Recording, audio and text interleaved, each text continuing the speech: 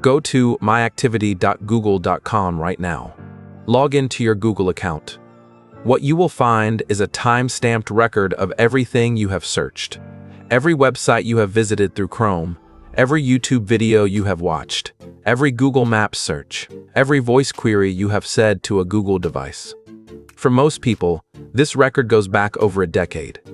Every embarrassing search, every medical symptom you looked up, every political thing you researched, every location you navigated to. It is all there, organized, chronologically, searchable, and, until you delete it, permanent. Google's data collection is the largest private surveillance operation in human history. At its core, the company's revenue model, approximately 77% of parent company Alphabet's revenue, is advertising. Advertising effectiveness depends on knowing the audience. The more Google knows about you, your interests, your location patterns, your financial situation, your health concerns, your life stage, the more it can charge advertisers for precisely targeted ads. Every Google product that collects data feeds this advertising profile, whether or not advertising is the stated purpose of that product. The data categories are comprehensive. Search history, every query you have ever typed into Google. Location history, if you use an Android phone or have Google Maps installed, your precise location timeline. YouTube history, every video you have watched, liked, or commented on. Gmail, Google scans email content to serve contextual ads and features. Google Drive and Docs, documents you create and store. Chrome browsing history synced to your account. Google Pay transaction data, calendar events, contact list, voice and audio from Google Assistant interactions. Each product contributes another dimension. Google Takeout, takeout.google.com, lets you download your complete data archive. A typical Google Takeout file for a decade-long user is tens of gigabytes. It contains JSON files with time-stamped records across every Google service. The location history file is particularly striking. It contains latitude and longitude coordinates, logged at intervals of seconds to minutes, for every day you carried your Android phone. Opening the location history timeline in Maps shows the precise routes of every trip you have ever taken, every doctor's office, every political meeting, every late-night destination. Google's profile of you is available to law enforcement through legal process. A geofence warrant requests a list of all devices that were within a specific geographic area during a specific time window. Google provides device identifiers from their location history database. A keyword warrant requests a list of all Google accounts that searched for a specific term during a specific period. Both have been used in criminal investigations.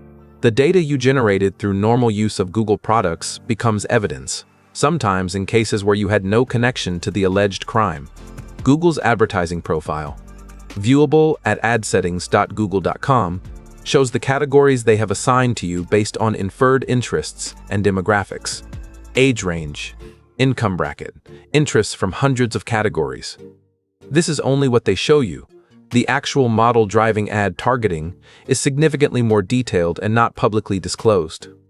Third-party data augments Google's first-party data, data broker information, retailer data shared through Google Analytics integrations on millions of websites, app conversion tracking from apps that use Google's Firebase platform. Within your Google account, the most impactful controls are disabling web and app activity, location history, and YouTube history in the activity control section. This stops new data collection.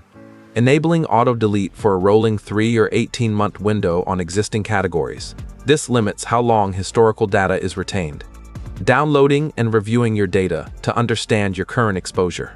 And disabling ad personalization, which does not stop data collection but stops Google from using your profile to target ads, which at minimum reduces the commercial motivation for collection. Alternatives to Google services that collect less data are available for every product category. Search, DuckDuckGo, or Brave Search do not build user profiles. Email, ProtonMail stores encrypted mail that even ProtonMail cannot read. Maps, Apple Maps has significantly less data retention than Google Maps. Browser, Firefox. With uBlock origin blocks, most Google tracking on third-party sites. Cloud storage, iCloud or Proton Drive. The trade-off is that Google's products are genuinely better than most alternatives, in most categories.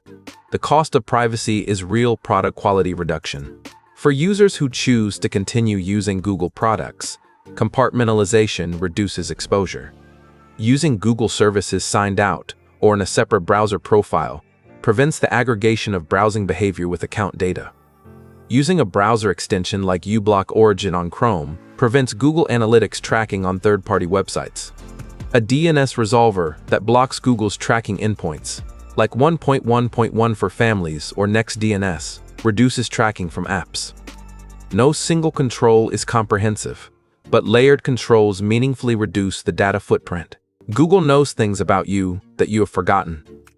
A decade of search history is a diary you did not know you were keeping. That diary is available to advertisers, to law enforcement with a warrant, and potentially to anyone who gains unauthorized access to Google systems. Go download your Takeout archive. See what is there. Decide what you want to do about it. If you want to understand the entire industry of companies buying and selling data like this, our video on how data brokers know more about you than your family covers the full ecosystem beyond Google.